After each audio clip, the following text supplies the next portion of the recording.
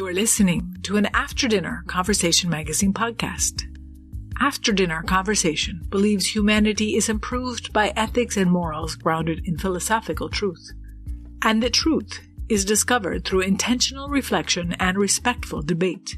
In order to facilitate this process, we have created a growing series of print books, a monthly short story magazine, and 2 different podcasts.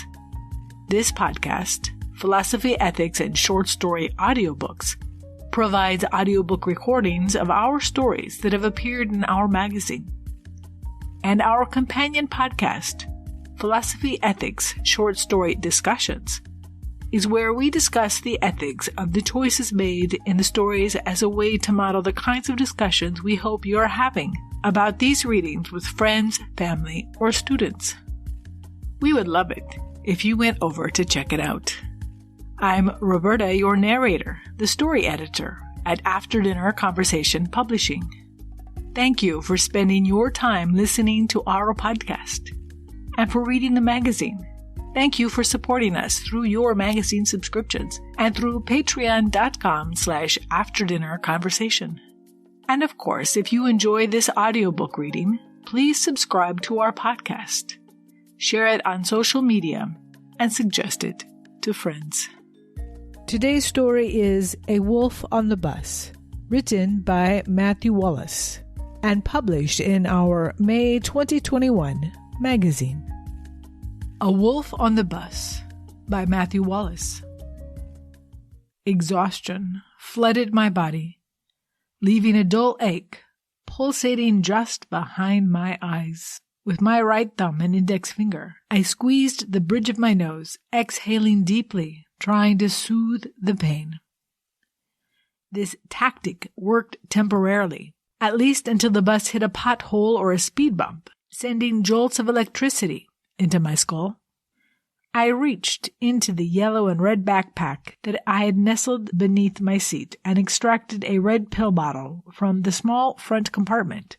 Twisting off the cap, I shook 3 oval tablets onto my palm, threw them into my mouth, tilted my head back, and swallowed. I took another deep breath, allowing my body to relax as the medication entered my bloodstream. I could tell it was beginning to work when the bus hit one of the city's famous potholes, and I could no longer feel my brain jostling around in my head. I stared out of the window that was centered directly across from me, watching the buildings and parked cars go by. I always made a point to focus on the outside world when confined to a public metro bus. The seats faced one another, lined with your backs against the windows, and I hated the idea of potentially making awkward eye contact with a stranger. Today there was a woman sitting across from me. She held a baby that couldn't have been more than a few months old. I assumed it was her daughter, due to the fact that she had it swaddled in a pink and purple princess blanket. The woman was looking down at her baby and making popping noises with her mouth, which caused the little girl to giggle and reach for her mother's face. I couldn't help but think it was adorable, and felt a faint smile begin to curl around the corners of my mouth. Distracted, I realized I had been staring for a second too long. The mother glanced up and made eye contact with me. Shit, I thought, quickly averting my gaze further down the bus. I fixed my eyes on a man wearing a blue hoodie, scrolling through his phone and nodding along to whatever song his headphones were emitting. My heart leapt inside my chest, and I could feel my cheeks getting warm with embarrassment, certain that they were now a light pink. I was ready for this day to be over. Work had been an absolute nightmare, and to say I was tired would have been an understatement.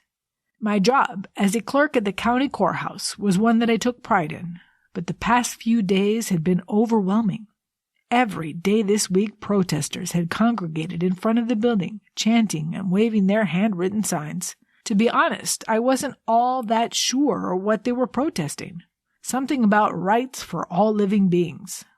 All I know is I can't step outside the building without being verbally assaulted, and that I spend all day getting yelled at by the courthouse patrons who have to walk through the crowd to get in the door.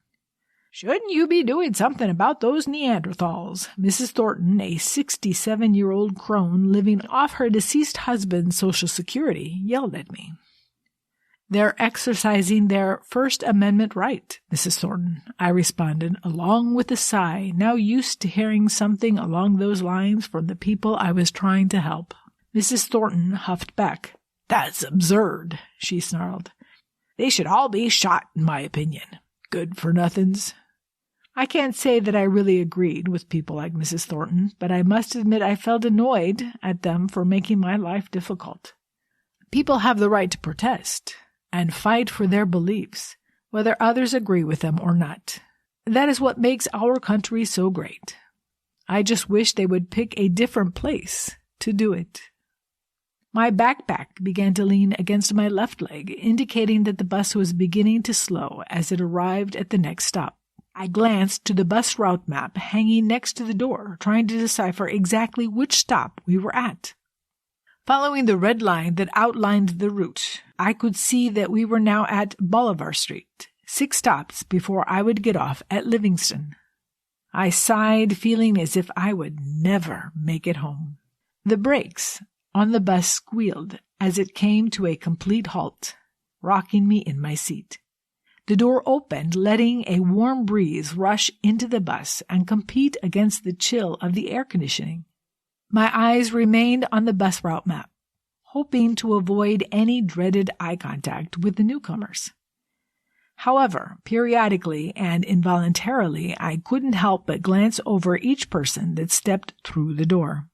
First was a middle-aged Hispanic woman wearing light green scrubs and a look of pure exhaustion, consistent with that of a nurse just finishing a long shift. She walked between me and the mother holding her baby, taking a seat at the very back. I could feel her desire to be as far away from people as possible.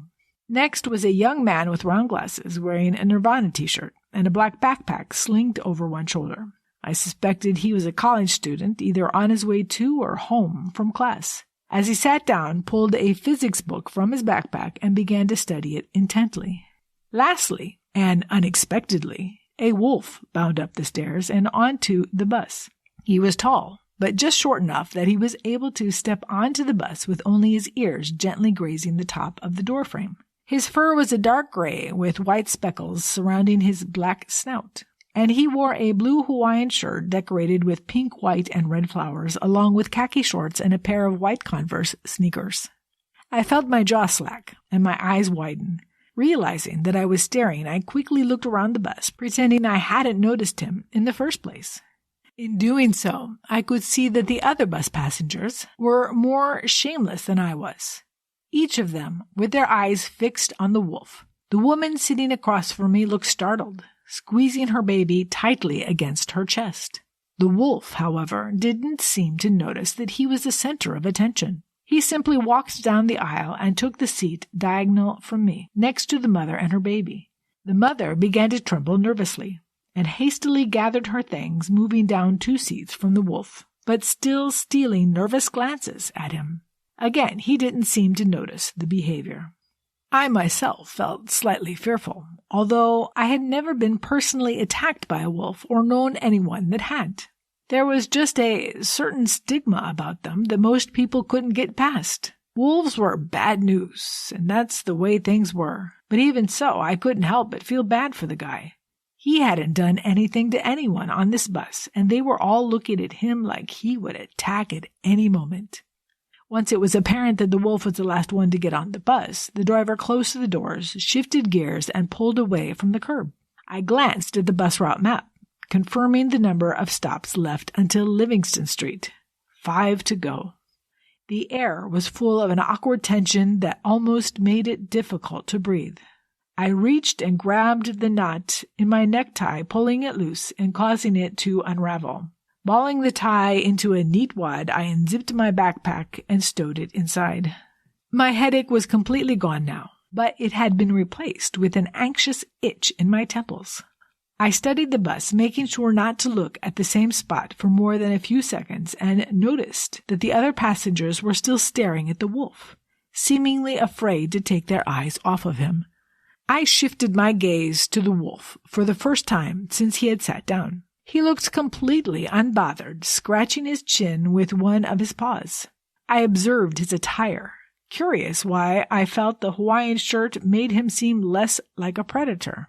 I wondered if that were just a ploy he used to make himself seem approachable, and once you felt comfortable around him, that's when he would attack. Wolves were known to be devious, tactical even. Still, although stereotypes advised me otherwise, nothing about this creature seemed to be signaling any warning sirens in my head. Wondering how he got his paws in Converse, I realized that I had once again been staring for a second too long. The wolf looked in my direction and made eye contact. Shit, I thought, looking away as quickly as possible. I could feel his stare pressing against the sides of my face, but I pretended that it had never happened, that I still hadn't even noticed he was there. A quiet huff, resembling a sigh, came from his direction, and from my peripherals, I could tell that he had looked away. The nudge of my backpack against my cap informed me that we were coming to the next stop. A glance to the map. 4 more to go. The bus hissed as it was put into park, and the doors were opened, the warm breeze returning. The other passengers all stared at the wolf, hoping this was his stop. But the wolf remained in his seat, now licking his snout. He yawned, revealing his long, sharp, pointed teeth. From outside the bus, I could hear what sounded like muffled laughter. The sound grew louder and louder, becoming more distinct until 2 men appeared in the bus's doorway. The first wore a black blazer over a white V-neck shirt, with tight pants rolled up above his ankles. His hair was combed back, and a cross pendant dangled from his neck. The man's friend entered behind him wearing a purple and green striped long-sleeve crewneck, his pants styled the same as his companion's. Once on the bus, the 2 men scanned the available seats. The man in the blazer noticed the wolf first, doing a double take and hitting his friend in the chest, pointing at him. Their cheerful demeanor died instantly, both adopting looks of disgust. I looked at the wolf, who was not paying them any attention. I felt an unexplainable twinge of pain in my stomach as I looked back to the men. They looked at each other and nodded before walking down the aisle and taking seats on either side of the wolf. The man in the blazer on his left, crewneck sitting on his right. The bus doors closed, and the vehicle lurched forward. The men stared at the wolf, but the wolf just continued to look forward peacefully, ignoring them. I felt bad for him, but at the same time was impressed at his ability to remain unbothered. The man in the blazer reached into his jacket pocket and pulled out a flask, unscrewing the top and taking a swig of its contents. He made a face that mimicked how he might look if he had bitten into a lemon. "Well, look here, Kevin," he said, passing the flask to his friend. "Looks like we found ourselves a lost puppy." "Looks like it, Tristan. Maybe we should call animal control." Kevin laughed, accepting the flask and taking a swig. "Are there any kill shelters around here?" The look in their eyes made me sick. Smiles stretched from ear to ear and sadistic light radiating from their stares, like lions swarming for the kill. They were enjoying every second of harassing this wolf, which had done nothing to them, and I wanted nothing more than to stand up and punch them in the jaws. "I don't know," Tristan said, "but I think he might look better as a rug in my living room. I'd hate for all that fur to go to waste in some kill shelter." I looked around the bus, examining the other passengers. For the first time, none of them were paying attention to the wolf. They were each minding their own business. The guy in the blue hoodie was back to nodding along to the music on his phone. The kid was reading his physics book. The nurse looked to be napping, and the mother was making popping noises for her daughter. Not one of them cared about what was happening right in front of them. I felt another twinge of pain, looking back at the wolf stationed between his 2 attackers. "What makes you think you could ride on the same bus as us?" Tristan jeered at the wolf. "You're an animal, nothing more than a big dog. You don't deserve the same rights as us." My cheeks began to burn with anger. I wanted the wolf to defend himself, to fight back. These men were disgusting and needed to be put in their place. I didn't understand how he could just sit there and take their abuse. Do something, I thought, hoping he could feel me. Anything. Kevin laughed. You think those protesters are going to help you with anything? He said. People will never see you the same as us, and they shouldn't. You're just a filthy beast. Tristan furrowed his brow, frowning. Hey, he yelled, slapping the wolf in the back of the head. Are you deaf? He asked you a question. When the wolf didn't respond, he added a shove in the arm. That was as much as I could take. What these men were doing was wrong, and someone, anyone, had to do something. I stood, grabbing the handrail above my head and pointed at them. Stop it, I yelled. Leave him the hell alone. He didn't do anything to you. Adrenaline coursed through my veins, anger swelling within me. The two men looked at each other and started laughing. Kevin handed Tristan back his flask, and Tristan took a big swig before capping it and putting it back in his jacket. He looked up at me and smiled. And what are you going to do about it? I wasn't sure how to answer, but I knew I couldn't falter or they would never take me seriously. I went with the first thing that came to my mind. I'll call the police, I said, trying to sound as authoritative as possible. I'll report you for harassment. Tristan narrowed his eyes, standing and grabbing the handrail above him. Kevin followed suit. They looked me up and down, sizing me up, then Tristan smirked and said, You're gonna run and tattle on us? Go ahead. They won't arrest us, overall wolf. I feigned a smile, trying to look confident. I work at the courthouse, I said. I have a lot of friends in high places, and I can make it happen, and make it happen quick. Tristan took in my appearance. A navy suit, brown dress shoes, and a maroon button-up indicated that I had dressed the part of someone that worked in a courthouse. I felt my weight begin to shift to the side as the bus began to slow, arriving at the next stop. The brakes squealed again, and I did my best to keep my footing while maintaining eye contact with my opponent as the bus came to a complete halt and was parked. We continued our stare for a moment longer. Then Tristan released his grip on the handrail, slapping Kevin on the chest and saying, Let's go. This is our stop. He stepped past me, shooting daggers from his eyes, looking away. When he got to the stairs and ambled off the bus, Kevin followed close behind. The other bus passengers all stared at me, each redirecting their gaze when I locked eyes with them. I looked down at the wolf, who was looking back appreciatively. Exhaling deeply, I reached down and grabbed my backpack, then took the seat next to the wolf. You okay? I asked. The wolf looked at me, but averted his gaze, looking at the seat I had just vacated. Yeah, he said, I'm fine. I'm sorry about that, I said softly. It's okay, the wolf said. Unfortunately, it's something you get used to. No one got on at this stop. The bus doors closed, and the driver pulled back onto the road. 3 stops to go. I cleared my throat, hoping this wasn't awkward. My name's Joseph, I said. Most people call me Joe. Nice to meet you, Joe, the wolf said. I'm Remus. Most people call me Remy. There was a pause between us, neither sure what to say next. Thank you, Remy finally said, for what you did. It wasn't right what those guys were saying, I responded. I hope you know not all humans think that way. I looked at Remy for the first time and noticed that the corners of his mouth looked to be twisted upward, smiling. A lot of society sees me as an animal, he said. I felt bad for him having to feel looked down on all the time. Why wouldn't you stand up for yourself? I asked, thinking about how he simply ignored the guys berating him. You're a wolf. I'm sure you could have torn them to shreds if you had wanted to. I smiled, hoping that would come off jokingly. I could have, Remy agreed, but what would that prove? That would just make me look like what everyone already thinks I am. People have an idea about wolves, and I have a responsibility to prove them wrong. Listening to Remy, I found myself growing more and more respect for him. There was a big picture of peace and harmony between all living beings.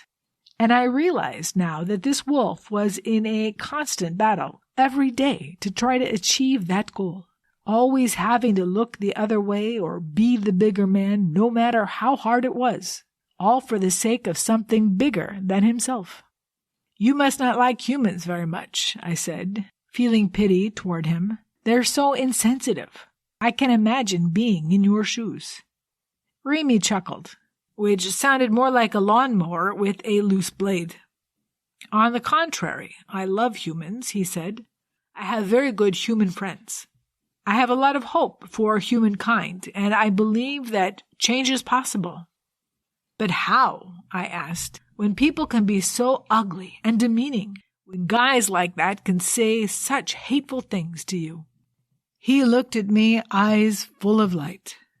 "Because for every bigot like that," he said, nodding his head toward the door, indicating he was referring to the men that had exited the bus, "there's a human like you, someone willing to stick up for what's right, someone willing to fight and acknowledge when something's wrong." He paused, keeping eye contact and allowing me to feel the power of his words. "Yes, I could have done something to stop them, hurt them even," he continued. "But right or wrong, the law will never side with a wolf. Unfortunately, that's how society works right now. It will take people like you to make real change, because humans have to make other humans see the difference between right and wrong. Until that time comes, I just have to sit here and take the hate and the anger, because I have to make the change a possibility." I felt so small, guilty even, for living a life of so much ignorance up to this point. My thoughts landed on the protesters outside the courthouse.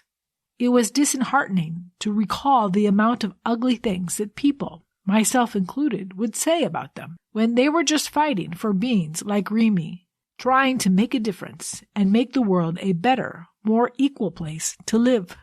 I felt ashamed of myself for not taking the time to look outside of the small bubble that I lived in. Ashamed that I wouldn't take just 1 second to put myself in another's shoes. In the short conversation we had had, I could tell that Remy was more sincere and kind than most of the humans that I knew. Yet he is treated as nothing more than an animal by most of our society. Through the windshield of the front of the bus, I could see the sign for the Lilac Street bus stop approaching. The bus driver eased onto the brakes, a high-pitched squeal emitting from the tires as a result. Once parked, the doors swung open, and what sounded like a static crackle of a walkie-talkie could be heard, a voice saying, "Yes, this is the bus." "Got it. We're entering now," someone responded into the walkie-talkie. "Over." A police officer appeared in the doorway, his partner following him close behind. The first officer was bald, wearing a pair of aviator sunglasses and a name badge that read Officer Lopez. His partner, trailing him up the stairs, had a red goatee and a high and tight haircut. His name badge read Officer Keaton. They looked over the bus's passengers until they spotted Remy, then made their way up the aisle, stopping where we were seated. The officers looked down at Remy with accusing eyes. "Is everything okay, officers?" I asked, raising my eyebrows. Neither of them looked at me, keeping their sights trained on Remy. "We received a call from a couple of gentlemen stating that there was a wolf on the bus causing some issues," said Officer Lopez. "Threatening to eat everyone on the bus," added Officer Keaton. He reached behind his back and retrieved a pair of handcuffs from one of his belt compartments. Officer Lopez beckoned with his hand like he was grabbing at the air. "Please stand up," he said to Remy. "We're going to need you to come with us." I couldn't believe what was happening. Realizing who must have been behind this, I felt my cheeks begin to burn with anger, wishing those guys had stayed on the bus so I could yell at them some more. I opened my mouth to say something, but before I could, the mother holding the baby was on her feet next to me. "Leave him alone," she said, still rocking her daughter. "He didn't do anything." The officers looked at her, almost as shocked as I was. "Ma'am," said Officer Keaton, lifting his arm, signaling to her to back away. "You need to stay out of this. You and your child don't need to be in the way if this wolf turns violent." "He's not going to turn violent," she retorted. "He hasn't done anything to anyone." "Yeah," came a voice from further down the bus. I turned to see the guy in the blue hoodie, now standing on his feet, one headphone dangling on his chest. "There were 2 guys on here earlier harassing him. They hit him and were calling him all sorts of slurs, threatening to kill him." The other bus passengers, driver included, began to murmur in agreement, all standing up for Remy. The officers looked at each other confused, unsure what to do or say. "I believe there are plenty of witnesses here to corroborate what happened," I said, still baffled. "I also believe it's illegal to make a false police report, and there are other men you should be looking for." I hoped from the bottom of my heart that they could actually find those guys and give them what they deserved. Officer Lopez leaned in and whispered something to Officer Keaton, who began nodding and put his handcuffs back into his belt compartment. "Look," said Officer Lopez, "if all these people are negating the report, we can't bring you in, but I would suggest that you get off at the next stop." "That happens to be my stop anyway," Remy said, the corners of his mouth curling up. The officers didn't say anything else, turning and exiting the bus. The driver shut the doors behind them and put the bus in drive. I looked around the bus, noting that each passenger had returned to their seats and resumed what they had been doing like nothing had happened. Occasionally, one would steal a glance at Remy, but immediately look away. Remy looked at me. "See," he said, "I told ya." "What do you mean?" I asked. He let loose another chuckle. "When I first stepped on the bus, everyone was afraid of me," he said. "I may ignore it, but I do notice the looks. And when those guys were harassing me, they pretended like nothing was happening." He took a deep breath. "But then you stood up for me. You showed them what was happening was wrong, and they noticed. And then, when the time came again, they understood what needed to be done." He was right. 20 minutes ago, everyone on the bus was petrified of Remy. No one would take their eyes off of him. And then, once he needed help, they pretended he didn't exist. "Humans have to make humans see the difference between right and wrong," he continued, repeating himself from earlier to proclaim his point. "It's the only way we can make real change in this world. And I can't tell you how much I appreciate you for doing your part to help, Joe." The bus came to a stop, parking at the Vaughan Street bus stop. Remy stood. "Well, this is me," he said. "It was nice to meet you, Joe. Maybe our paths will cross again." I stuck out my hand to shake. "I really hope so, Remy," I said. "You be safe." Remy extended his paw and I wrapped my fingers around it, moving our arms up and down. When I let go, he turned and descended the steps, exiting the bus. Relaxing my shoulders, I sank into my seat, exhaling heavily as the bus resumed its route. I felt pride for being able to help Remy, overjoyed that I and the other bus passengers had done the right thing. This world was in a tragic state, and it was deplorable that every being wasn't able to wake up with the same sense of safety and equality on a daily basis. I felt shame that I lived in a society filled with so much hate and violence directed at the less fortunate. We are all equal and deserve to be treated as such. For the first time, however, I realized that perhaps I could be part of the solution. Perhaps I could go to the protests and sign the petitions and raise awareness. It's time for a change, and everyone has to step up and be there to help. I looked around the bus, looking at each of my fellow passengers. Maybe Remy was right. Maybe we can change. My eyes landed on the bus route map. One more stop. Now for the discussion questions. Number 1. The narrator admits he has never had a negative interaction with a wolf. So why was he initially concerned when a wolf stepped onto the bus? How do you think he got his initially negative opinion? Number 2, is it right to be scared of someone that looks scary even though that particular individual may be perfectly fine? How do we learn? What looks scary, and are those sources reliable? 3. If you were in the position of the narrator, would you have stood up for the wolf? Have you ever stood up for a stranger in a real-life situation that was being abused or bullied? What causes some people to act while others do nothing? 4. Do you agree with the wolf when he says his best strategy is to not fight back, but to hope that other humans will fight back on his behalf? Do you think the wolf should have defended himself? And 5. To what degree do you think the lessons from the story are applicable to race relations today? And that was A Wolf on the Bus, written by Matthew Wallace. Next week, we'll be reading Gilt Edge Security by James A. Hartley.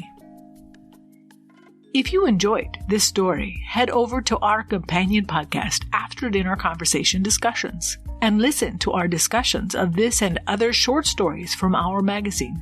We will include a link in the description. And of course, you can always continue the discussion on our webpage, in the comment section, or on our Facebook page. Thank you for joining us, and until next time.